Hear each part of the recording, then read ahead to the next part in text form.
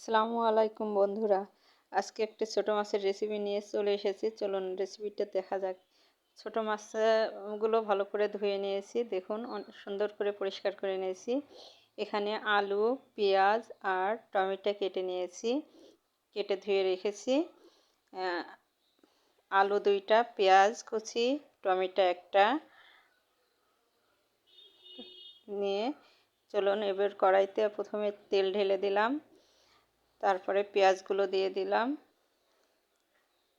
তারপরে আলুগুলো দিলাম,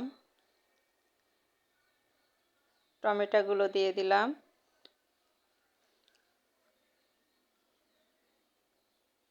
স্বাদ অনুযায়ী লবণ দিলাম, জিরা গুঁড়া, ধনে গুঁড়া দিলাম, হলুদের গুঁড়া দিলাম, জিরা গুঁড়া দিলাম, আদা গুঁড়া দিলাম,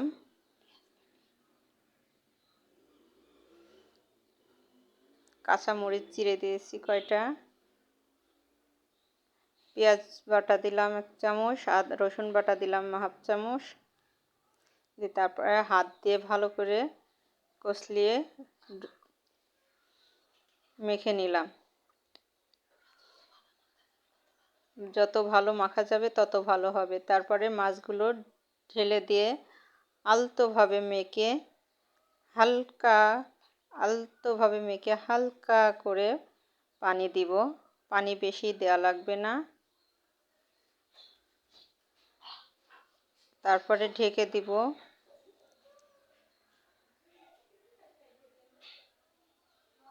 কিছুক্ষণ পর আবার এসে একটু ঢাকনাটা তুলে হালকা করে নেড়ে দেব। হালকা করে নেড়ে দিয়ে